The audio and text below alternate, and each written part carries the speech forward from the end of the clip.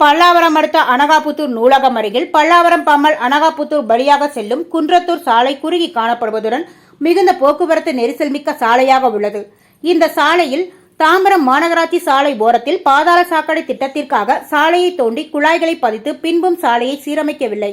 இதனால் சாலை மிகவும் மோசமடைந்து வாகன போக்குவரத்து நெரிசல் குண்டும் குழியுமாக காணப்படுகிறது. இச்சாலையை அகலப்படுத்தி உடனடியாக சரி செய்ய வேண்டும். தற்போது குண்டும் குழியுமாக உள்ள சாலையை உடனடியாக சீரமைக்க வேண்டும்.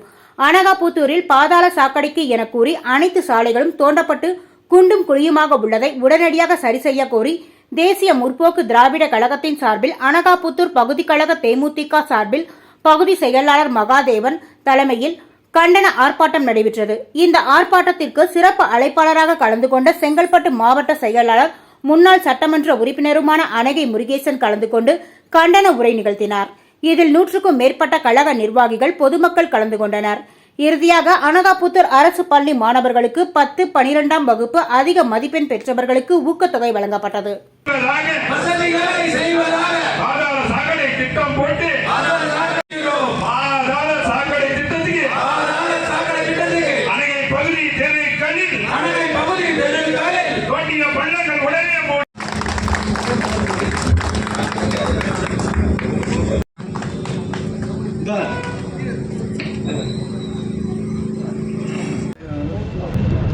கழகத்துடைய பொதுச் செயலாளர் எங்களுடைய அந்நியார் பிரமுக விஜயகாந்த் அவருடைய ஆணைக்கிணங்க அனகாபுத்தூர் பகுதி தேசிய முற்போக்கு திராவிட கழகத்தின் சார்பாக இந்த கண்டன ஆர்ப்பாட்டம் நடைபெற்றது. இந்த கண்டன ஆர்ப்பாட்டத்தினுடைய நோக்கம் நம்முடைய இந்த பகுதியில் அனகாபுத்தூர் பம்மல் குன்றத்தூர் இணைப்பு சாலையை உடனடியாக விரிவுபடுத்தி மக்களுடைய வாழ்வாதாரம் பாதிக்காத வகையில் உடனடியாக விரிவுபடுத்த வேண்டும் என்று இதுக்கு முன்பாக கூட தேசிய முற்போக்கு திராவிட கழகத்தில் பல்வேறு போராட்டம் நடத்தினோம்.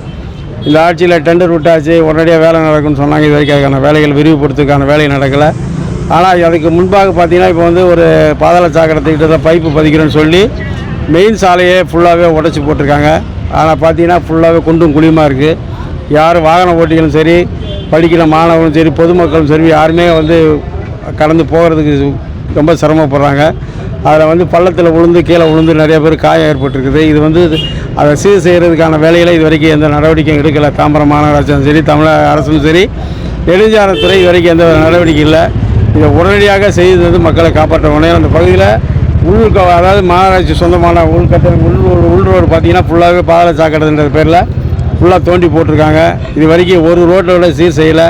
தோண்டி போட்டது சேறு சகதியமாக மழை நேரத்தில் வெளியே மக்கள் வர வஞ்சுகிற அளவுக்கு இங்கே வர முடியாத சூழ்நிலை இருக்குது. இதை எந்த 2 பேர் டெண்டர் விட்டுருக்காங்க. 2 பேர் டெண்டரில் 2 பேருமே போட்டி போட்டு தோண்டி போட்டாங்களே தவிர இதுவரை முழுமையாக எந்த தெருவிலும் வேலை நடத்தலை. கேட்டால் இங்கே இருக்கிற மாநகராட்சி நிர்வாகத்துக்கு பல முறை சொல்லியாச்சு.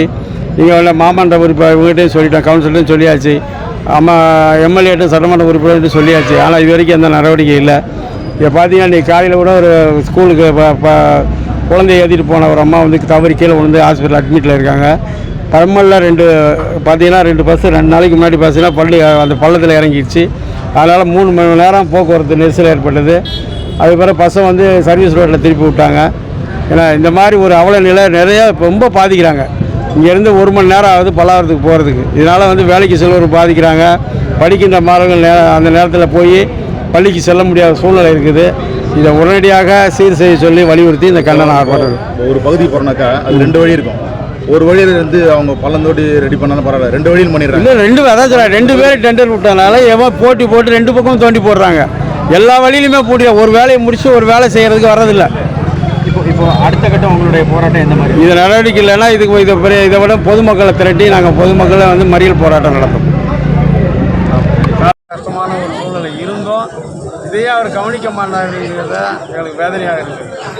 ஏன்னா அவர் இந்த பகுதியில் போய் பார்க்குறாரு மக்கள் எந்த அளவுக்கு பாதிக்கிறாங்க, எந்த அளவுக்கு டிராஃபிக் ஜாம் ஆகுது, எல்லாம் கீழே விழுந்து வாகனத்தில் செல்வெல்லாம் கீழே விழுந்து குழந்தையோட விழுந்து படிக்கின்ற மாணவர்கள் எடுத்து பள்ளிக்கு செல்கின்ற ரூலரை கொண்டு போகும்போது கூட தவறி கீழே விழுந்து அவங்களுக்கு காயம் ஏற்பட்டு எத்தனை பேர் அட்மிட் ஆகியிருக்காங்க. இந்த அளவுக்கு பாதிப்பு ஆகிருக்கிறது ஏன் இவரை கவனம் செலுத்த மாட்டேங்கிறது தான் எங்களுக்கு ரொம்ப வருத்தம். இந்த பகுதி மக்கள் ரொம்ப பெரிதும் பாதிக்கிறாங்க. மக்களும் வெளியே சொல்ல முடியாத சூழ்நிலையில் இன்றைக்கி மக்கள் பரிதவிச்சுக்கிட்டு இருக்காங்க. மழை பெஞ்சினா வீட்டை விட்டு வெளியே வரக்கூடிய சூழ்நிலை அச்சப்படுகின்ற அளவுக்கு சேறு சகதியமாக இருக்கிறது. இதை உடனடியாக கவனத்தில் கொண்டு இன்றைக்கி தமிழக அரசினுடைய கவனத்தை ஈர்க்க வேண்டும், கவனத்தை கொண்டு வரதுன்னா உங்கள் மீடியா கையில் தான் இருக்குது.